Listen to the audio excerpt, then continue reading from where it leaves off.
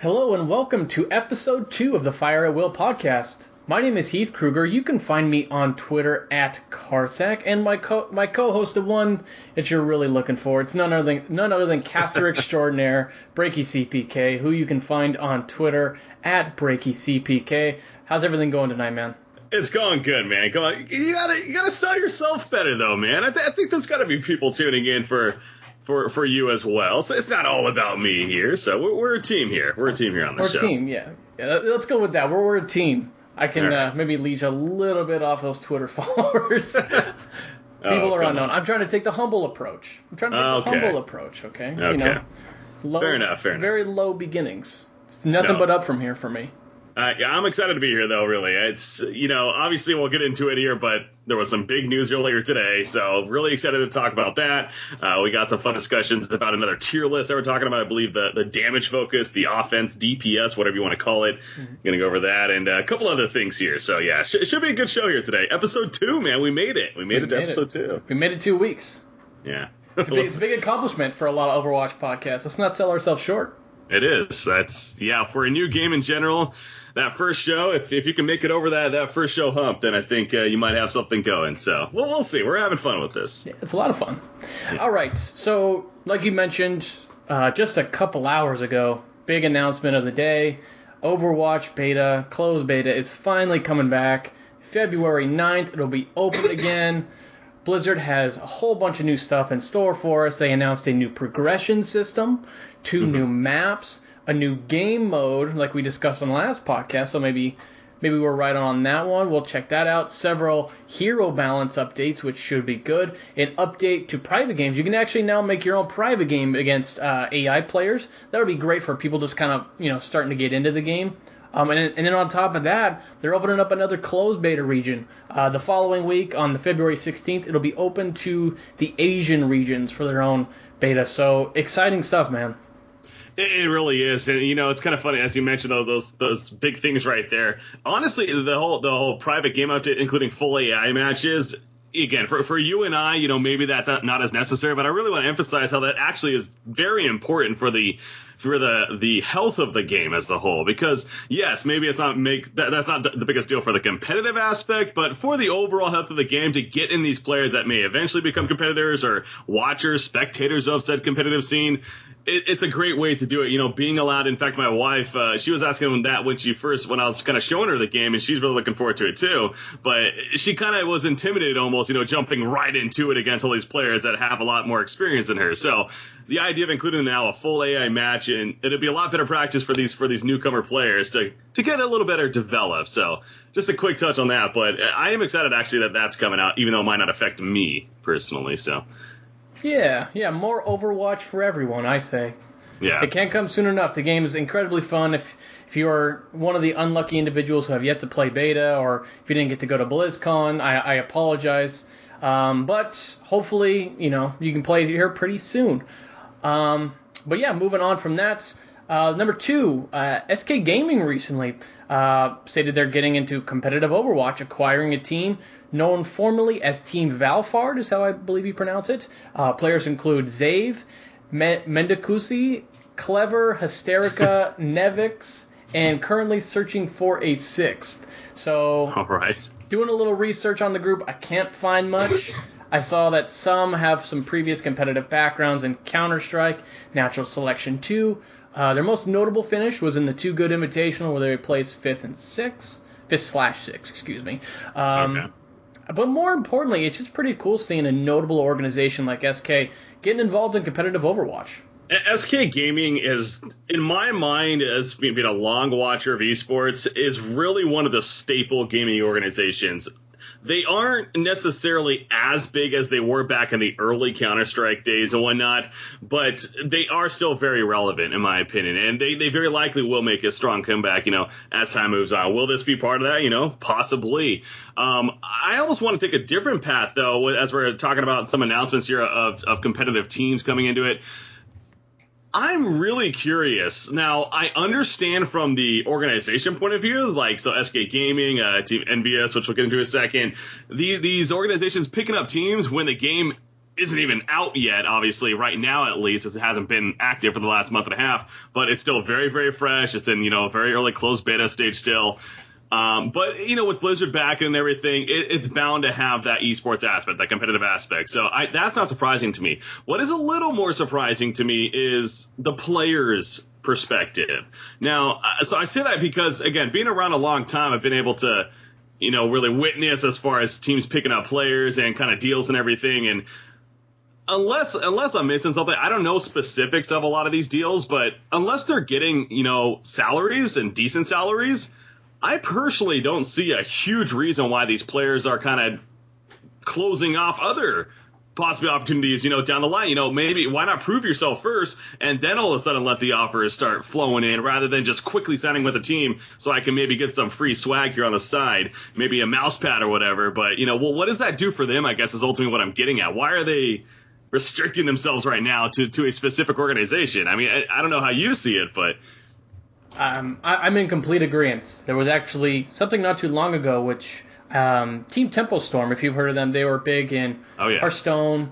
I believe they ventured into other games as well. They were trying to acquire a team, and at least from a business point of view, from the team standpoint, I guess if you're able to get in early, maybe you'll be able to purchase a team on the cheap, kind of thinking, and be able to roll that if you get a 1 or 2 year deal. Get a whole lot of value for a very cheap investment. Maybe that's their thinking, but I'm in complete agreement with you from the player's perspective. The only thing they really stand to gain is notoriety, unless the contract is really taking a big risk on them coming out and continuing that really strong performance that they may put out early on in the beta. Yeah.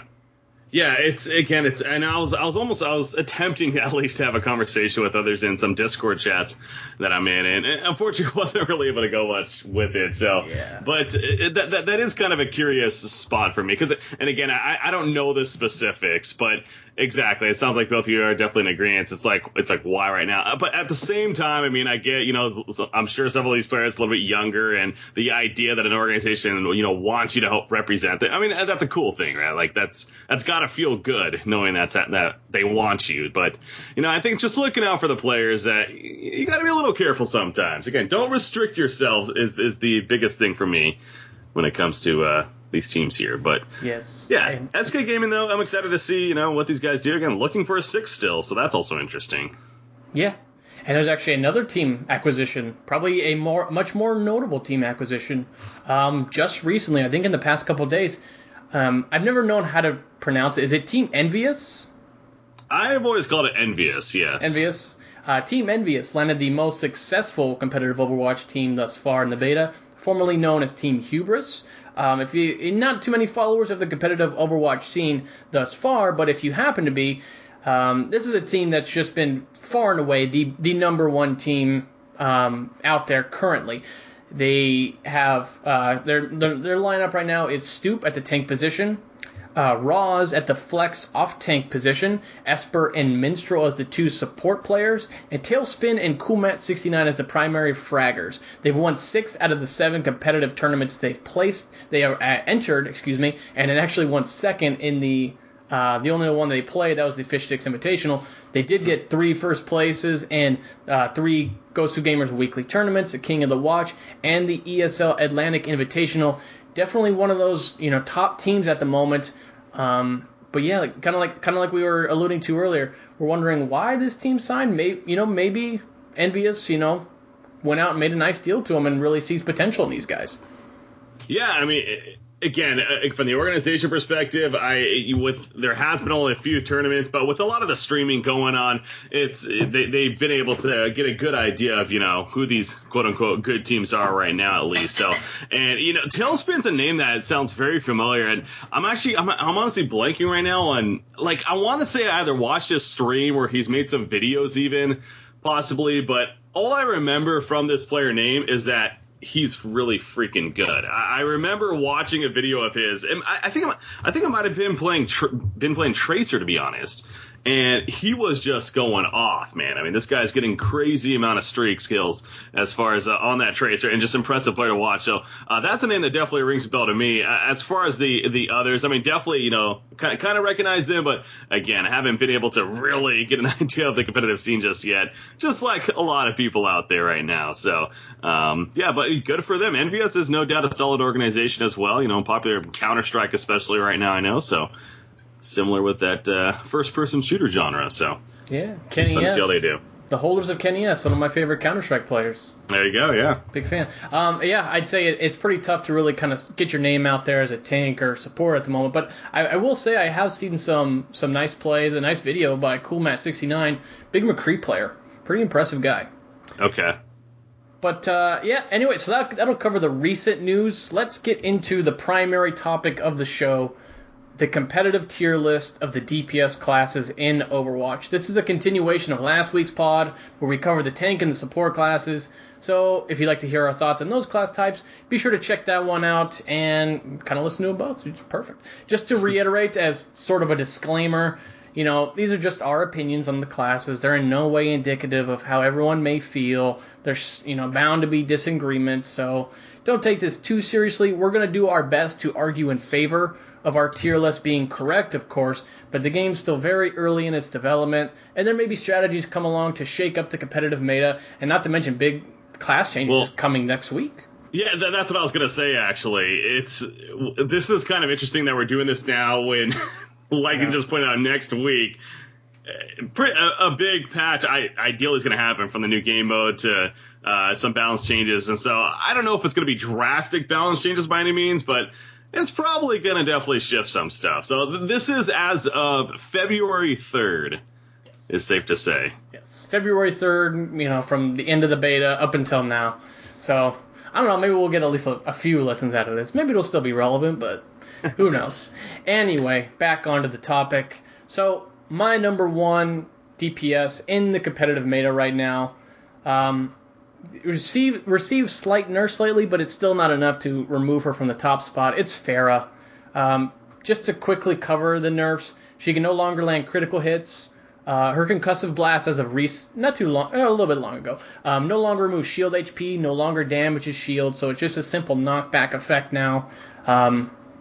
Even with the nerfs, though, it really hasn't removed the core components as to why she is the top tier DPS right now, and that's her mobility and her mid to long range damage. The combination of that jump jet and jetpack ability allow her to operate just on a completely different axis than no other hero can. She can float in the air, take a lot of angles that are far more opportune than any other class can utilize, and it forces your opponents to account for those angles as well, having to kind of face two fronts, look up and look straight in front of them as well. Then we get to her rocket launcher. Her rockets do 80 splash, 40 additional damage if you land a direct hit at a fire rate of 0.6 seconds. So if you do the math, it's roughly 200 damage per second possible. Her damage doesn't suffer from damage fall off, which we'll go over in a little bit. So she's roughly on the same level of Hanzo and Widowmaker's DPS from long range, with an additional splash mechanic on top of that. So the only thing you have to account for is missile speed, which isn't really that big of a factor when you kind of begin to play her and you really get the hang of things. She's not as accurate, but still, it's not as bad as you would think. And when it comes to the rocket barrage ability, I think it sounds a lot better in theory than in practice. I don't know if you have a different opinion on that, Nick, but she can put out that big damage in a small area, but having that ult channeling and you just kind of standing up in the air, I almost every time I pop it and out in the open just get obliterated. It's one of those that you need. Well, it's one of those where at the lower levels of play, it could be very effective. But yes, in the top tier, you basically need that, the big wombo combo potential, the abilities, the black hole to kind of pull everyone in, and then being able to go on top of it. But without that, and without that top tier communication, yeah, it's probably not going to be as strong as it's made out to be. But I definitely agree with you there as far as that ultimate goes of the barrage, but. Really makes a nice couple with CC abilities. Zarya's Graviton Surge, Reinhardt's Earth Shattered's perfect. It works so well with that, but that's really not the main draw. The main draw is just her mobility and her mid to long range damage is just, it's hard to really, pass it up right now. So I'd say offense and defense, Pharah's probably a staple on every most competitive format, should I say. Yeah, and, so, again, we had the discussion last week as far as a couple other tiers here, but Mercy, if we were to do overall, like, who's the most impactful heroes in the game right now, like, Mercy, I think you could argue is one of the best, if not the best, as far as just overall impact of the game. And then who is she happen to be, best paired with in a lot of ways is Pharah. And I think that combination itself is what really helps Pharah on top of that, enhancing her damage from the rockets, the mobility that she has with that rocket or the jump jet, and then allowing Mercy to fly with her even. It is just such a very, very strong combination of the two that really makes it's like a core in a lot of ways. But yeah, that I think is what really helps Pharah. But even by herself, yeah, she is just a strong, and she reminds me, and I think this isn't a stretch by any means, of Soldier from Team Fortress. That's essentially what she is with the rocket launch. That's what the Soldier was. He had mobility because of the rocket jumping and everything. They kind of play that same role, that same idea. So and Soldier was it's like the core, obviously, in the Team Fortress days. So yeah, Pharah, top tier. At the top, I think there really isn't a debate there, honestly. Yeah, and she used to be even better. Just for those of you who don't have the beta, oh my goodness, when you came against a good Pharah player, when she could land crits, oh boy, look out. Yeah. All right, they learned. They learned quickly. Yes. Let's move on to the number 2. Why don't you start us off there, Nick? All right, number 2, who are we looking at? Let's go. Okay, so well, what did you have for number 2? Well, so we're talking about like my second then? Yes. Is that what we're getting at? Okay. Well, maybe are we in agreement that Pharah was number 1? Yeah, Pharah was number 1. Okay. Yeah. So I think we're there. I think we're good at that. My number 2. Okay, what was your number 2? My number 2 is McCree. So second best DPS in the competitive scene for a multitude of reasons. He even got a pretty big nerf as his weapon now succumbs to damage fall off. For those of you unfamiliar with damage fall off, it's a sliding scale of damage depending on the distance between you and your target. Thus, the closer the target is to McCree, the more damage he will do with a shot, and at max range, he will do 50% of the normal damage of the shot. So the damage range for a single shot is anywhere between 35 and 70 damage, with a 0.5 rate per second fire, so 70 to 140 DPS. Do you mind if I go on a kind of a little bit of a game mechanic breakdown, Nick? Go ahead, yeah. So every class right now, they have a circle around their cursor, and I just want to say I put in a ton of research with this. It's kind of one of the ones that really intrigued me at first because I had no idea what it was. Every class has a circle around their crosshair. Some damage classes, such as Tracer, Reaper, Torbjorn, they have a big circle around their cursor dot, and it adjusts based on the rate of fire. So the best explanation I found is that circle is indicative of a randomized area where your shot can land. So for example, if the circle around your cursor is bigger, the possibility of you missing your shot becomes higher, and the percentage chance of landing a successful shot increases when the more space is taken up by an opponent's player model. So, heroes like Tracer get up close, circle is filled, it's almost impossible to miss that shot. But if you try to shoot from a distance with Tracer, you're not going to do a lot of damage, and you're going to get a lot of misses as well. So, now how does this relate to McCree? At a range of 70 to 140 possible DPS, it puts him in that mid-range of other classes when it comes to long-range DPS, in terms of accuracy, single-shot damage. And then you get to his real strength, the short-range burst engagements.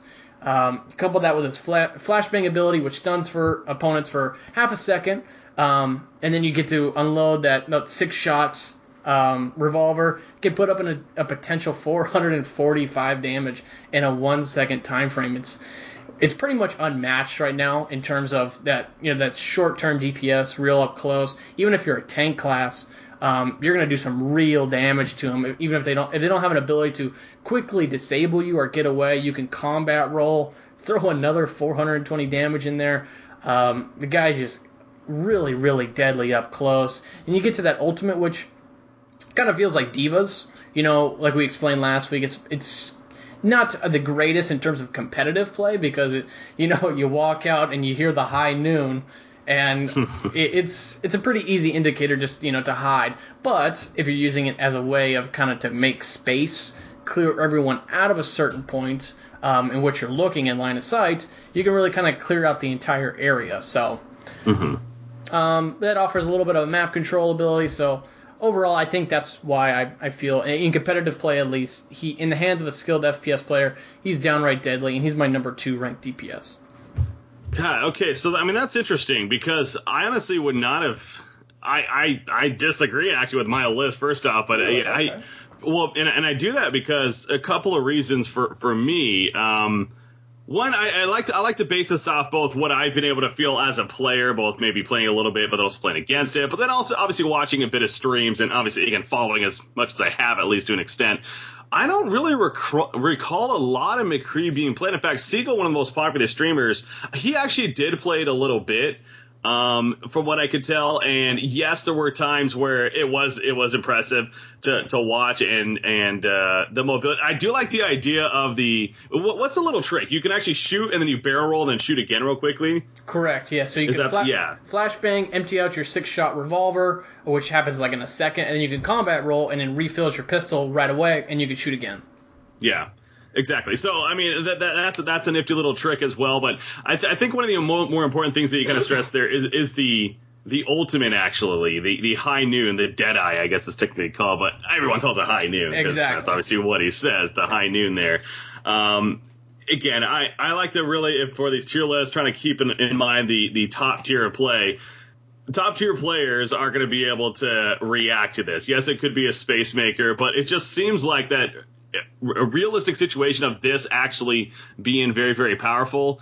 To me, I don't expect that to be the case. And his mobility, although pretty good, with the combat roll, at the same time, it's not that great compared to some of these others. In fact, everyone but Soldier. I mean, Soldier and him are the kind of the one at the bottom of the list when you speak of mobility. And when I'm thinking these fraggers, when I'm thinking these aggressive DPS classes, I think mobility is a very, very big issue, a very big part of that. So that's why, Pharaoh's definitely that top of the list, a lot of burst damage, a lot of that mobility. McCree doesn't necessarily have that other than that simple barrel roll. For me, that's why I had to go with second. I actually had to go with Reaper. And a big part of that is because of that mobility that we're talking about. That shadow step, obviously, it's fantastic for setting up, getting those snipers killed. It could be somewhat of a niche pick in some ways, but at the same time, he is able to put out plenty of damage. The Wraith form allows him, that's one that makes him invulnerable, right? Yeah, it allows him to be invulnerable so he can get out of those tight situations after he does go in. He does plenty of damage from the gun. I don't know the exact numbers off the top of my head. But I'm sure you have them. It's a range of 80 to 280, depending on distance. Okay. So solid damage right there. And then Death Blossom, I think, is a fantastic ability as well. I mean, it's one of those, ideally, yes, in the top tier play, they could have ways to somewhat react to it. But at the same time, it could also be huge in, once again, these wombo combo situations. So for me, I had Reaper on my second tier. And honestly, McCree was a little bit further down even for me on top of that. So yeah. That's interesting. Okay. Yeah, I guess I was kind of, maybe I'm making a little bit more of the mid to long range DPS.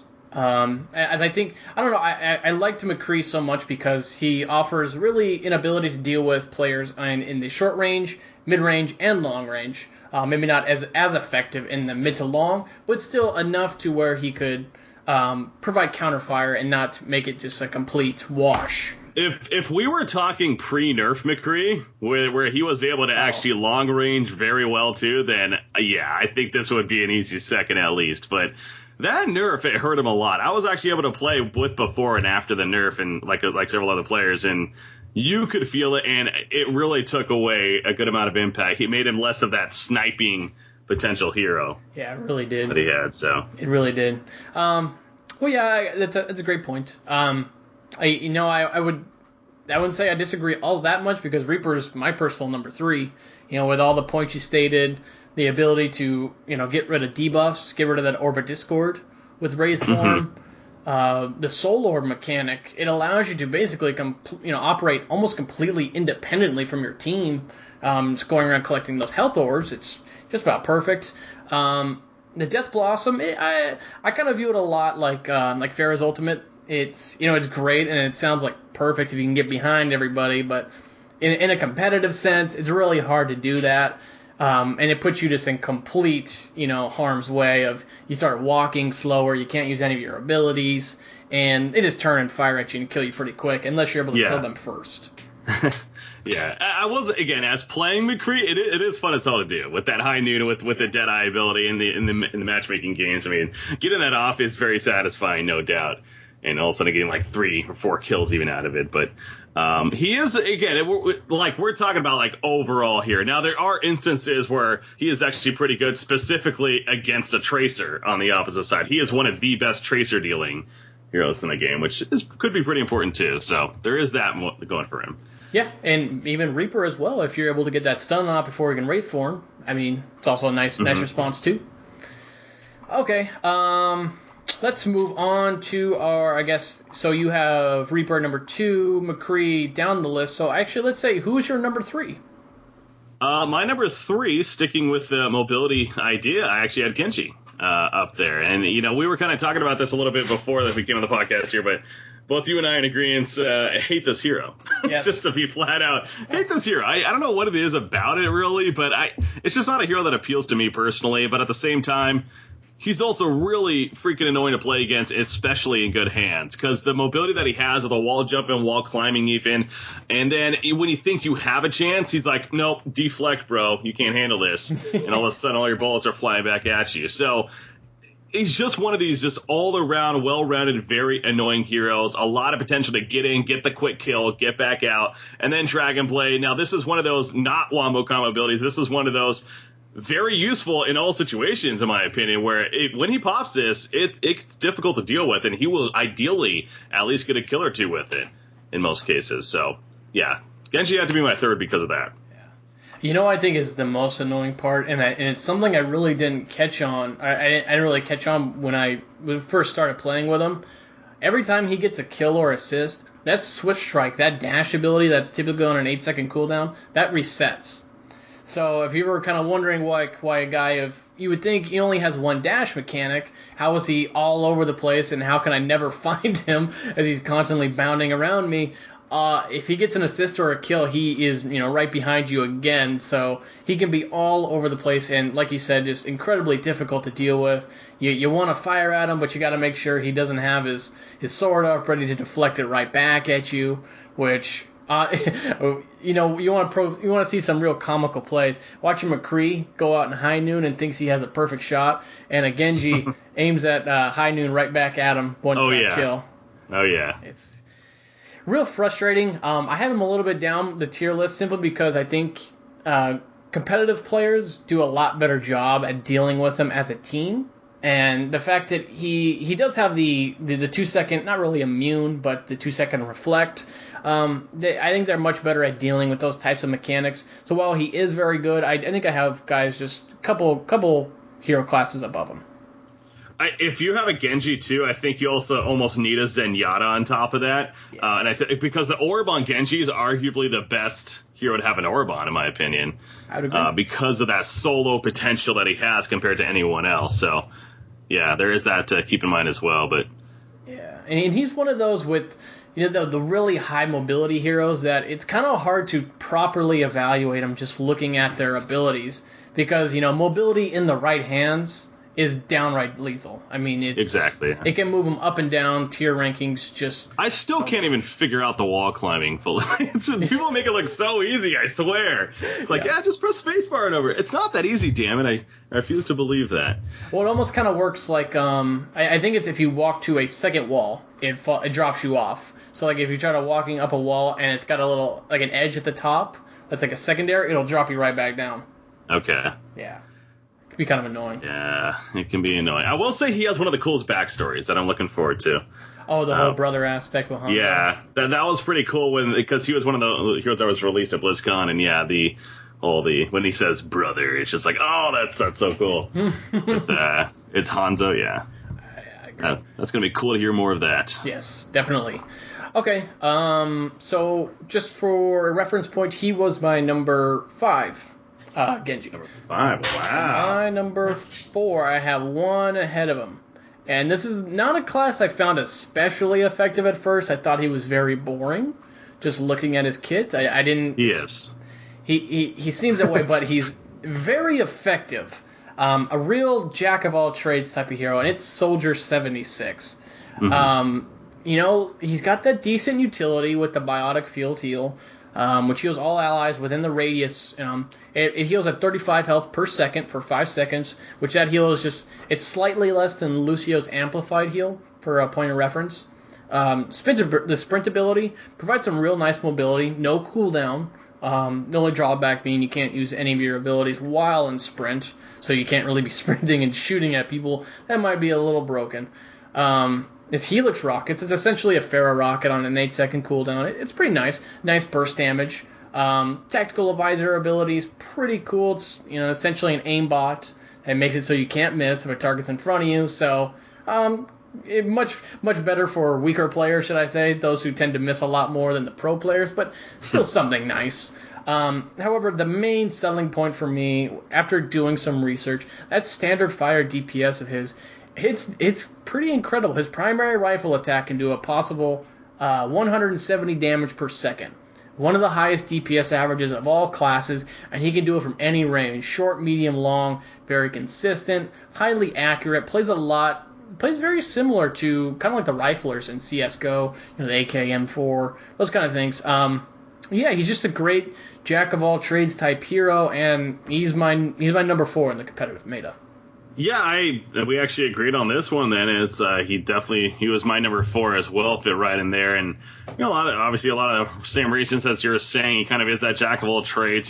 He is that solo potential, kind of like a Genji, but lacking the mobility for sure. Obviously, he has a sprint, but as far as the wall climbing goes and everything, he definitely doesn't really stand up to Genji in that sense. So the Biotic Field, though, it really does allow him to kind of be his own hero, even kind of doing his own missions, you could even say, to an extent. And the Tactical Advisor, it's fun. It's just one of those that's like everyone wants to be able to aimbot, but majority don't want to get caught by, getting for hacking by any means in other games. But this allows you to do that. And it's really, in fact, I'm kind of reading it over it now.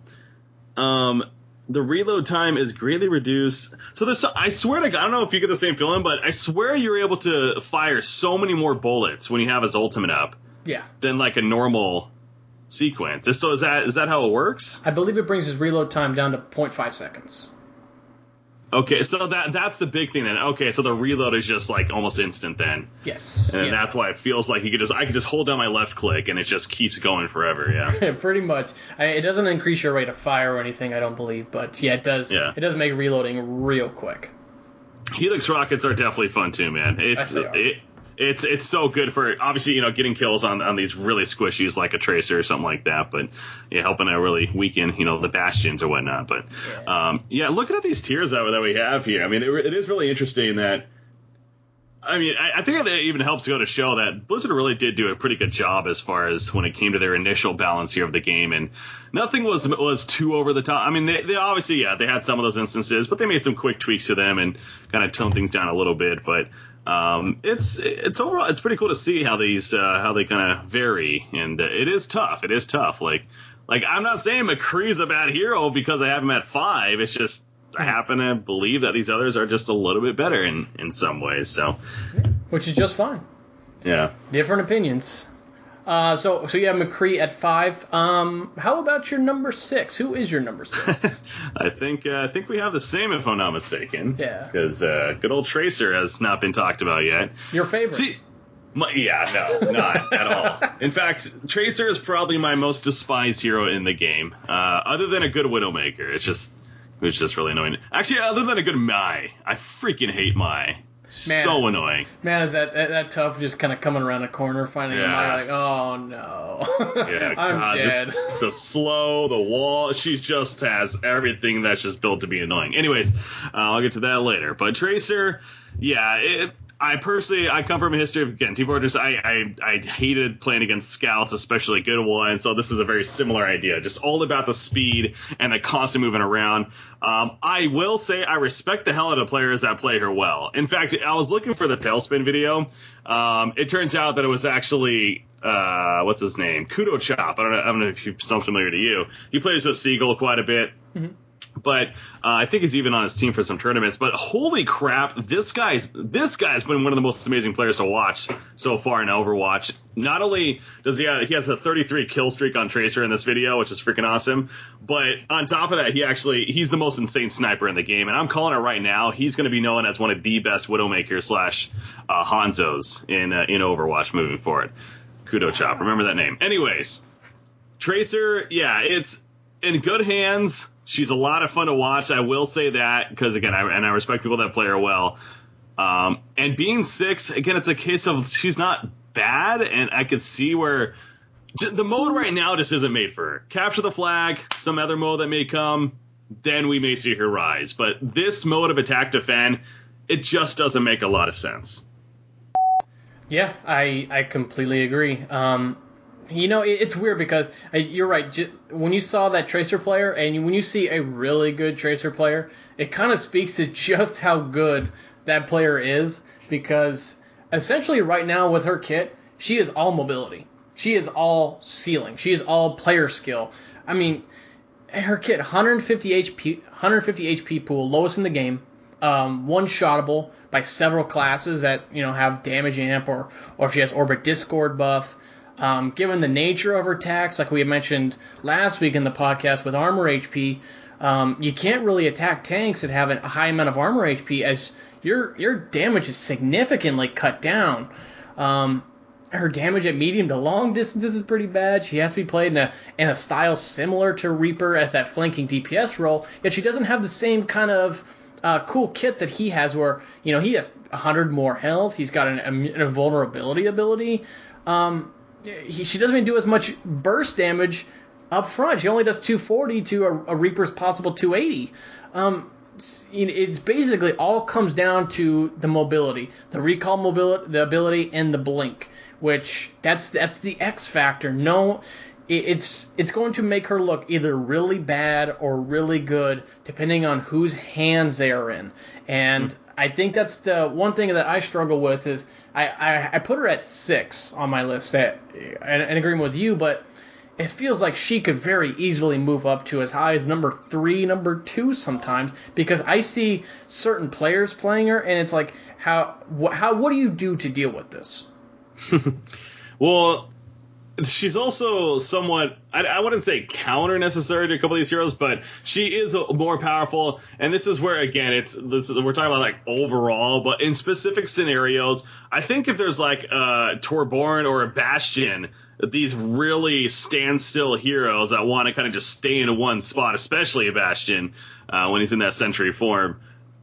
Tracer is one of the better ones, which she has her ultimate up at least. The idea that she can quickly get behind somebody like the Bastion and then quickly kill them as a result. So there are those instances where, yeah, she is very, very relevant. And for that, we could possibly see her. Just because we have her both on that 6 doesn't mean we're not going to see her ever in competitive play. But yeah, as far as the overall big picture, I think it just makes sense to keep her there. But again, that is pending too on whatever this new game mode is. And if it's something like a capture the flag where speed is no doubt going to be a big deal, then she'll shoot up, I'm sure. Oh yeah. As far as being useful, so if it's a capture the flag mode, number 1, it's probably almost stable, right? Possible, yeah. Again, it depends on, like they mentioned, what's holding them back from capturing the flag is a couple of boundaries with people like Tracer, because, yeah, in that sense, it might be a little too strong, but I don't think it would be. Like, again, you think of Team Fortress, like, they've had, scouts are able to do basically, both in Classic and Team Fortress 2, are able to do what they are always able to do, so I wouldn't see it being a huge issue in the end, but... Yeah, as long as you make choke points, I think you should be fine. Yeah, exactly. Yeah. Okay, well, enough Tracer love for the time being. Number 7, I'm not quite sure what your number 7 is. Mine is Widowmaker. So, she started out in the beta much higher than her current position. But if there was one hero to take a tumble down the tier list due to nerfs, it has to be her. The first nerf was her scope shot damage. It was reduced from 170 to 150. And it now consumes 3 bullets instead of 1, so it forces you to reload more often. However, the indirect nerf that many people didn't recognize, it was the nerf to Mercy's damage amp. So previously, with the 50% buff, Even at 150 damage, Widow could deal over 200 damage per second, which is a one-shot ability to the vast majority of heroes without an armor or shield HP buff. Now that Mercy's damage is only 30%, it brings that amp damage shot down to 195. So you can no longer one-shot the majority of classes in Overwatch. Take that to 2 shots, which, any of you familiar with CSGO, stuff like that, there's a big difference between the scout and the op, and everyone pretty much knows that. She still has some, pretty nice things included in her kit as well. She can do pretty high DPS and short range with her assault rifle, about 130 possible damage per second. The grappling hook, the venom mine, nice way to ascend to spots a lot of players can't get to normally, and the venom mine actually has a tracking ability to go along with it, which I think is the primary purpose that a lot of people don't recognize. The DPS is it's okay, but it's nothing to really get all excited about. It prevents people from sneaking up on you. I think the one aspect of her, though, that really keeps her at least somewhat in play in the competitive meta right now, that Infrasight ultimate, which it essentially gives your whole team wall hacks for an entire 20 seconds. That's a long time. Fantastic for holding points that have multiple angles that the opposing team can attack from. Really helps you anticipate your shots. But yeah, overall, I don't anticipate her finding a normal spot in competitive matches, given the recent nerfs, but I don't think she's completely out of the meta either as well.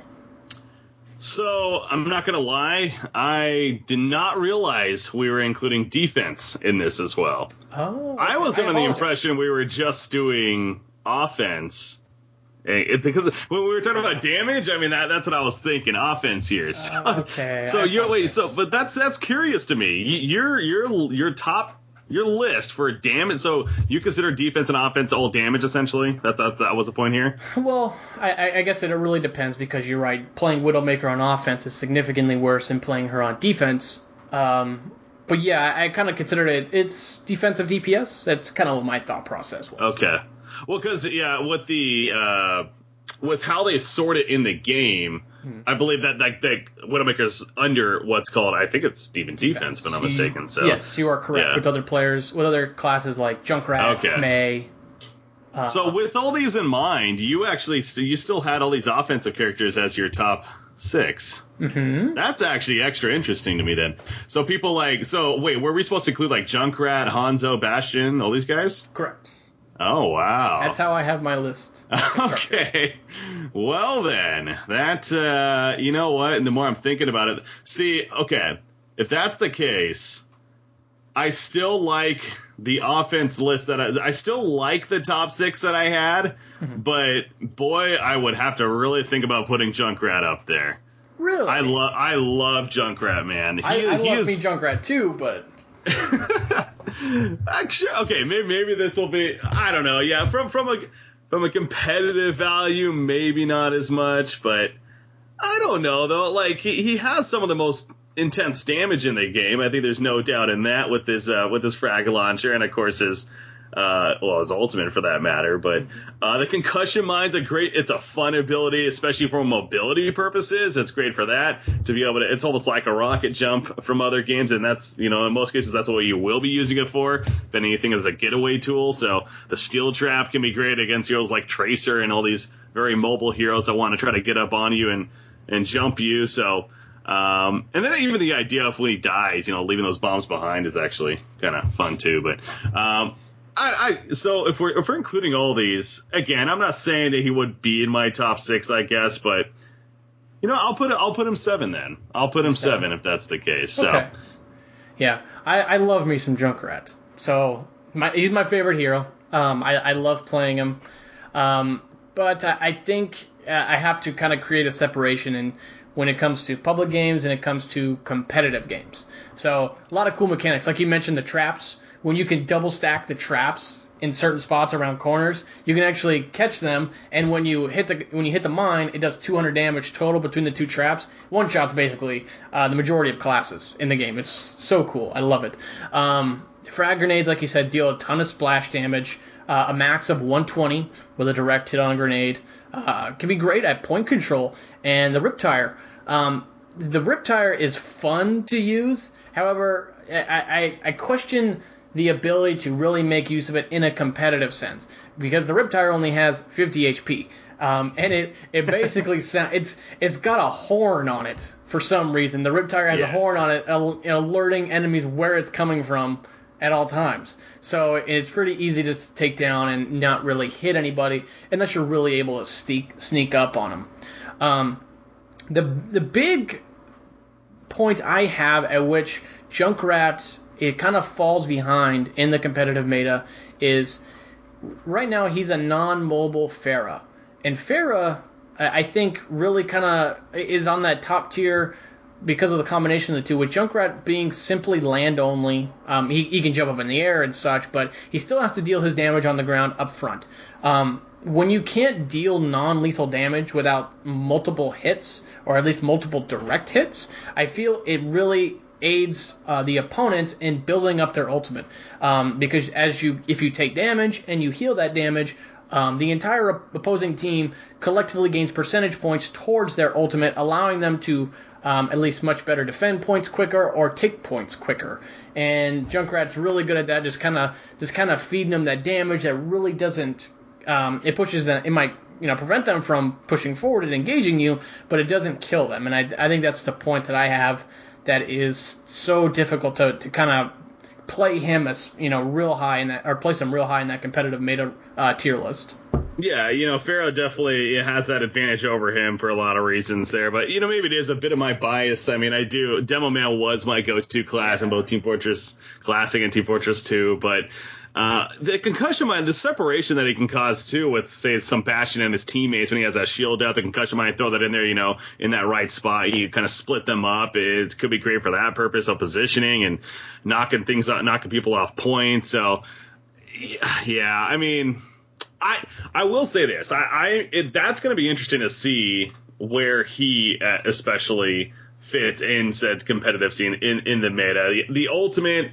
Yes, I do agree. As fun and entertaining it is, the fact that it basically is letting everyone know, hey guys, I'm about to kill you. You might want to start running. It's pretty ridiculous, and that it can be destroyed. So, yeah, you gotta be sneaky with it. I'll say that. I mean, I found myself over time playing him. You got to really get in these nooks here when you want to use the ultimate, and then kind of come from a random spot. But I want to actually go to Widow. So you had Widowmaker 7 on your list. Mm-hmm. I'm really curious, did you have Hanzo by chance, like, right below her then? No, I have him at 10. Wow, you have him all the way down there, really. Yeah. I think there's argument to be made that individually, I think Hanzo's even the better character than Widowmaker when it comes to even the filling that sniper role. One of the bigger things, the mobility that he has. I mean, yes, Widowmaker does have that, whatever it's even called, the chain pull, the grapple, I guess. Yes. Grappling hook, yeah. But the ability to wall walk, obviously, with Hanzo is kind of something that's, it's always up. So it definitely gives him a slight advantage over the mobility factor. Scatter Arrow is a fantastic ability. And it actually, that's where I think the bigger difference is between him and, like, Widowmaker, sure, her ultimates are going to be one of the better in the game. Like, so that in itself, I see the argument to be made that maybe she should be slightly higher than Hanzo.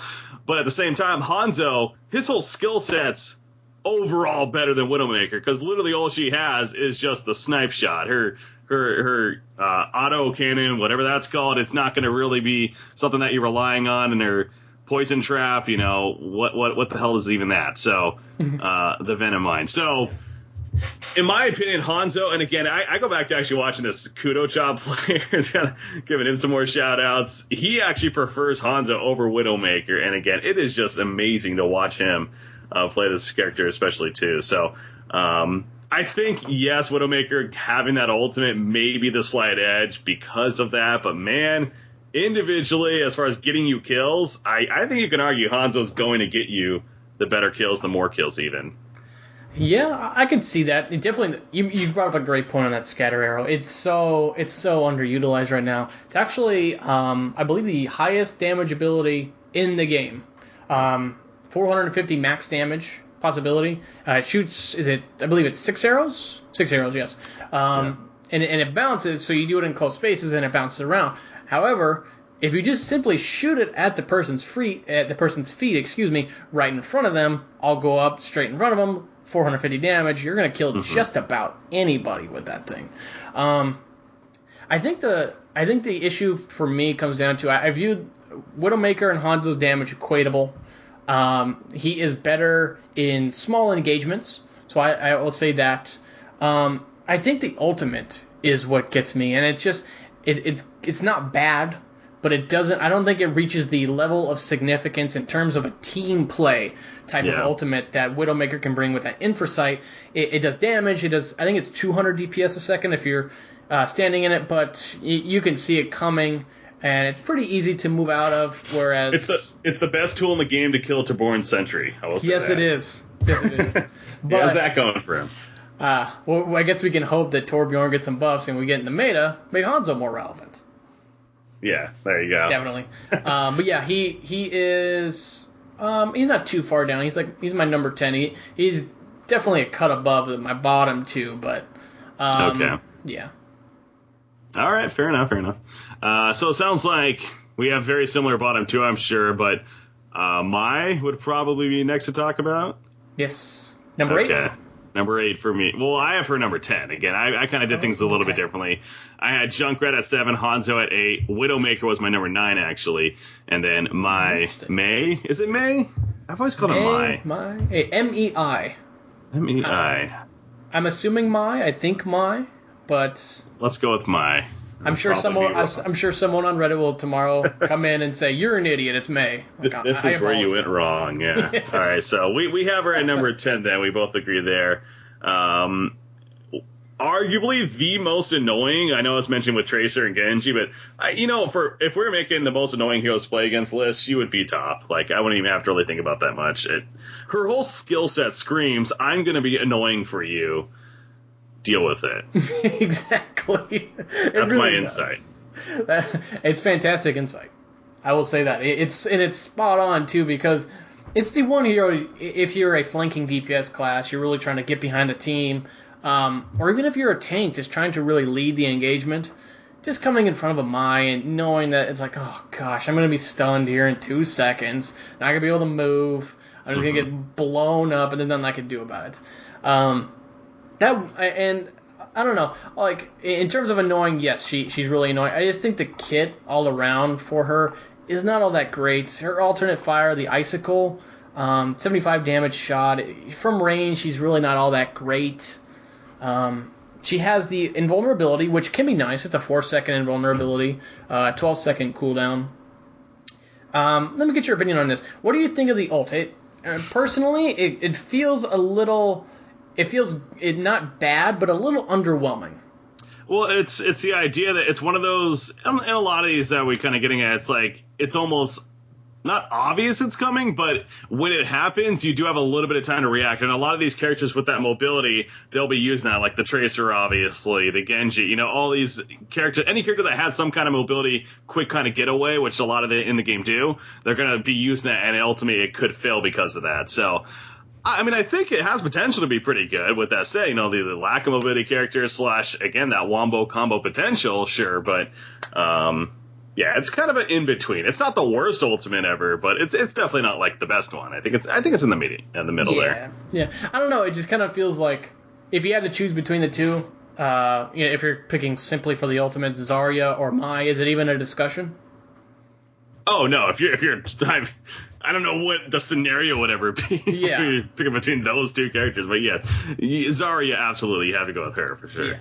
Yeah. It's just, stacking your opponents, having it being an immediate effect and not kind of a, like over time kind of thing, build up. It just, I don't know. The one thing I will say is, looking at some of these maps, what do you think of that ice wall? Because I can look at several maps, and I think to myself, especially on point captures, to where the big avenue is just, it's mostly one avenue, to the point, that wall, it can be really disrupting as far as like when you're trying to get the most out of, like, say, a Lucio ult, lead in with a Lucio ult, or doing something of the such where, or you get a good Mercy res and you're trying to press a point, just putting that wall in front, it's basically invulnerable. I know you can do damage to it, and I don't have the HP number on hand. I couldn't find it, but it's a lot. It's almost always going to go the full duration, and it kind of made me wonder about a double mine lineup just to mess with people and see like just how well you could do just with simple block mechanics. Oh, yeah, I mean, you could argue, getting a double Maya on defense at the beginning of certain payload maps, just having one at each point, coming out point, at least at certain choke points, and kind of try to keep them at bay, at least for a little bit there. I don't know if that'll ultimately be very useful, but there is nothing more, tragic feeling when you're on offense, and you kind of, as Lucio, as you're mentioning, you use your boost, you use your ultimate as you're going in, and all of a sudden just this wall just pops up, and it's like, well, we have to sit here now for however long it is, and then let it run its course. So, it goes back to she's just a pure annoyance. She really is pure defense. I think we could safely say. I'd agree. You're not going to see her on offense really at all. I will say, give her a little bit of credit. She has potential for some okay damage. Since we are talking about damage tier list here, I mean, it is okay, but that's not why you're picking this hero. You're picking this hero for the crowd control, the slow, the freeze, and the wall. I will when this was first announced, again, she was one of the three, her, D.Va, and Genji at this last BlizzCon.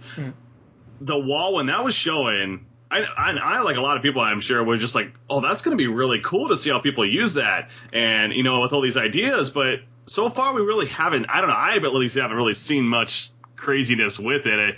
The idea that you can boost a Bastion up somewhere, it's like, well, why would I want to do that? So exactly. I don't know. It's kind of weird for me. So it looked like one of the most interesting spells at BlizzCon. It was kind of cool. Just the things of elevating other players seemed okay, but I don't know. In practice, it doesn't seem all that effective, should I say? Mm-hmm. But anyway, I had her as my number 8, and you said number 10? Number 10 for me, yeah. Again, we're talking damage here, man. You got a number 8? Who'd you have behind her? I had Junkrat at 9. God, how dare you. Junkrat at 9. It hurts me, too. Trust me. I play a ton of Junkrat. I love them in pubs. But just from a competitive standpoint, I got to be honest. You gotta be wrong, that's fine.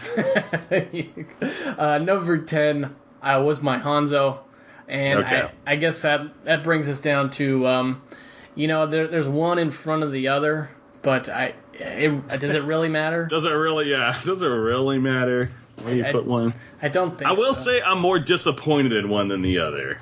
I could agree with that. So, who is your number 11? Well, my number 11 had to be Bastion.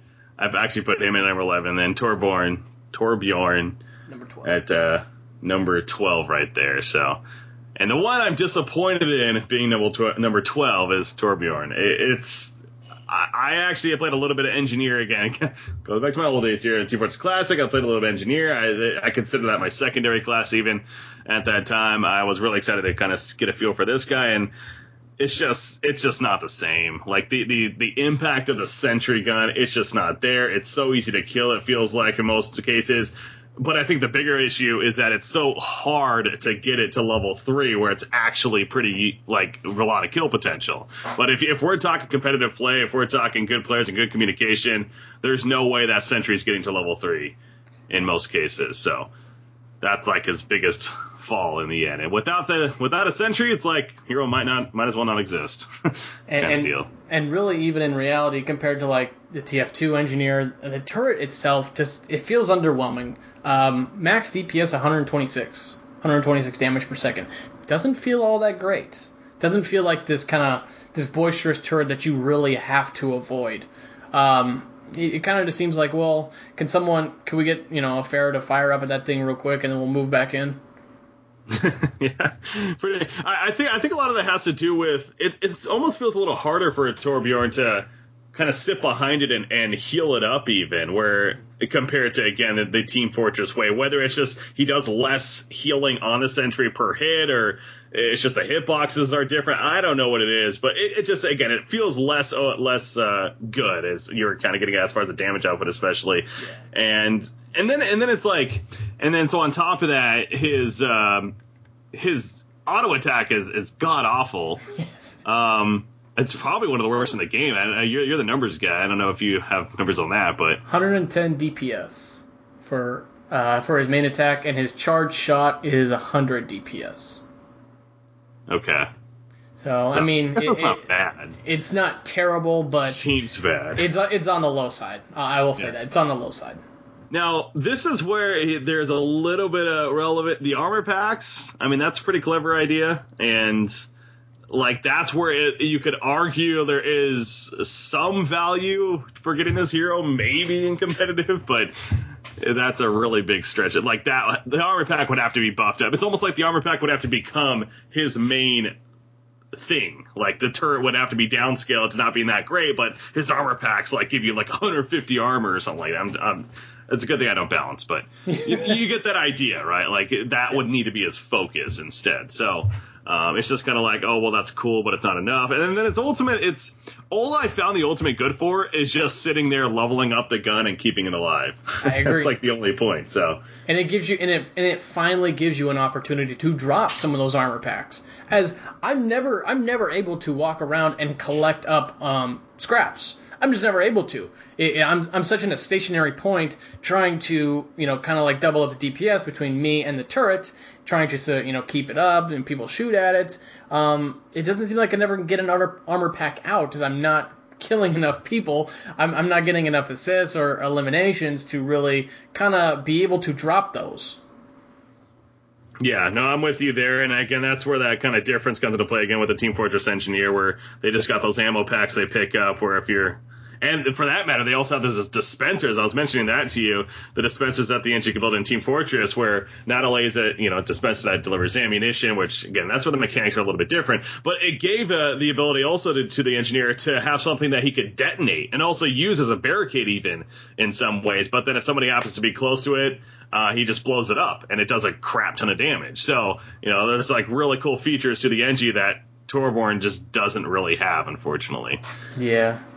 I really liked Engineer in Team Fortress. I didn't play a lot of Team Fortress, but when I did, Engineer was always one of my guys. I liked playing him.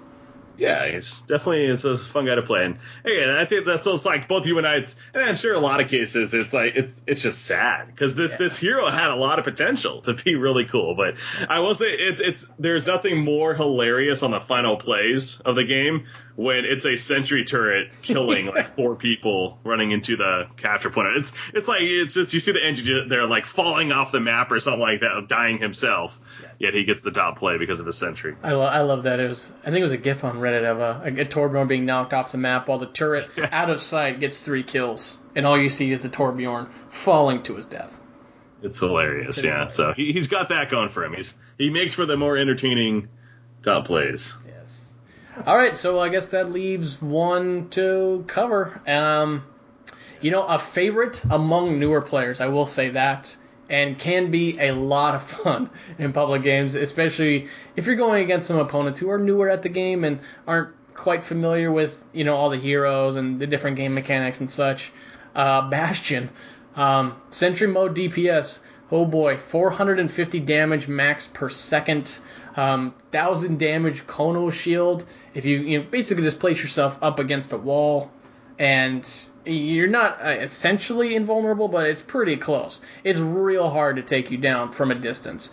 It has that self-heal, no cooldown, so you can kind of be topped off in any mode you're in. Decent close-range DPS when, he's out of sentry mode, 160 damage per second, but pretty highly inaccurate, I will say. The tank ultimate, pretty fun. Throws up an additional 150 armor HP. The ability to be mobile while, doing that high damage, 190 damage per shot. But, like I'm sure it's in games like this, and especially in Overwatch, mobility, that is the ultimate factor when it comes to playing games like this.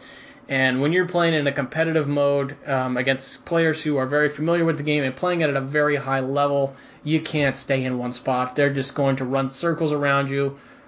Just go to different portions of the map, get behind you with a flanking DPS class, take you down pretty quick. Don't get me wrong, he's very fun to play in public games, and not every hero has to be balanced around competitive play, but if we're looking at Bastion in the competitive meta, he's just not fit for it, at least with his current kit right now.